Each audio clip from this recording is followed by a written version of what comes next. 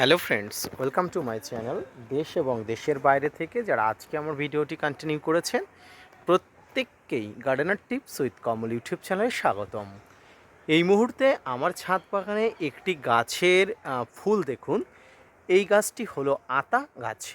আর আতা গাছের ফুল আসলে সবচেয়ে গুরুত্বপূর্ণ যে বিষয় সেটা হলো পলিনেশন করতে হয়, হ্যান্ড পলিনেশন করতে হয়।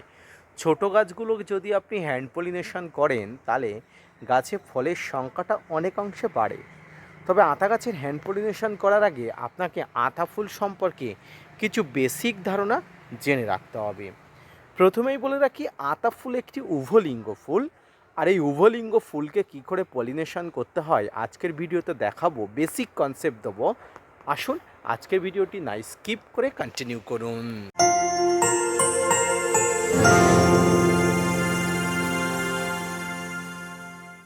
প্রিয় দর্শক, সম্মানীয় শ্রোতা বন্ধুরা, এই মুহূর্তে আমার ছাদ বাগানে যে আতা গাছের ফুল এসেছে, এই ফুলগুলোর ডিফার বা পার্থক্য আমি আপনাদের একটু দেখাবো।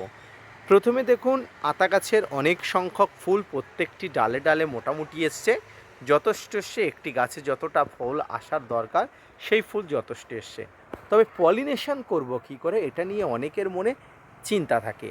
দেখুন, পলিনেশন হলো এমন একটা পদ্ধতি, যে পদ্ধতি আমাদের ছাদ বাগানের আতা গাছের ফুল আনা অনেক অংশে বাড়িয়ে দেয়। কি করে বাড়িয়ে দেয়? এখানে আতা গাছের দুটি স্টেপে দুটি পর্যায়ের ফুল থাকতে হয়, তাহলে আপনি পলিনেশনটি করতে পারবেন। কেমন, আসুন দেখিয়ে দিই।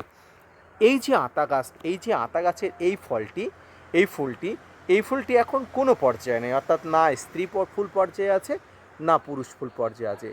এই ফুলটি যখন একটু সামান্য পাতাগুলো ছাড়াবে, অর্থাৎ পাপড়িগুলো ছাড়াবে, তখন হবে এই ফুলটি স্ত্রী ফুল।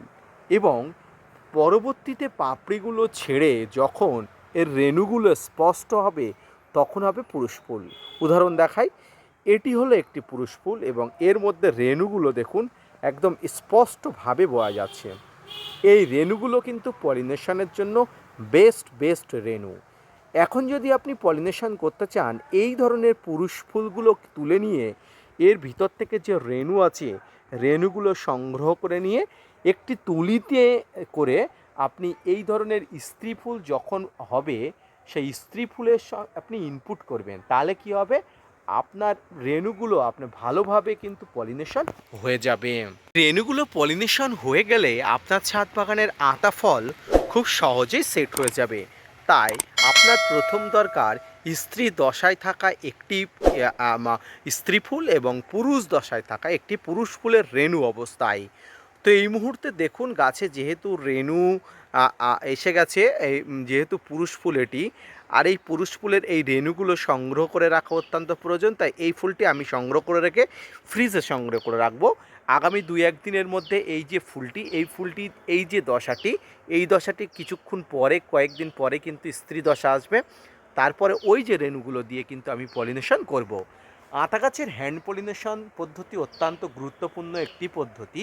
এই পদ্ধতি যদি আপনি ভুল করেন তাহলে কিন্তু ফুলগুলো কিন্তু হবে না, অর্থাৎ পলিনেশন হবে না, ফুলগুলো ঝরে পড়ার সম্ভাবনা কিন্তু অনেক অংশে বেশি হয়। প্রিয় দর্শক, এখানে দেখুন একটি আতা ফল। এই যে আতা ফল দেখতে পাচ্ছেন, এখানে কিন্তু এই আতা ফলটি কিন্তু সবেমাত্র ধরছে। কয়েকদিন পরে আমি আপনাদের দেখাতে পারবো যে ফলটি খুব সুন্দরভাবে ধরে গেছে। আর এই সময় আতা গাছের গোড়াতে এক্সট্রা কোনো খাবার না দিয়ে কিছু স্প্রে ফর্মে কিছু ফাঙ্গিসাইড, কিছু রাসায়নিক পদার্থ দিয়ে দেওয়া উচিত। কারণ এই সময় আতা গাছের গোড়াতে জল কষ্ট থাকে না, কারণ বৃষ্টির সময় জলকষ্ট থাকে না, প্রচণ্ড ঝড় বাদলা হচ্ছে এবং এতে কোনো জলের কোনো প্রবলেম হবে না।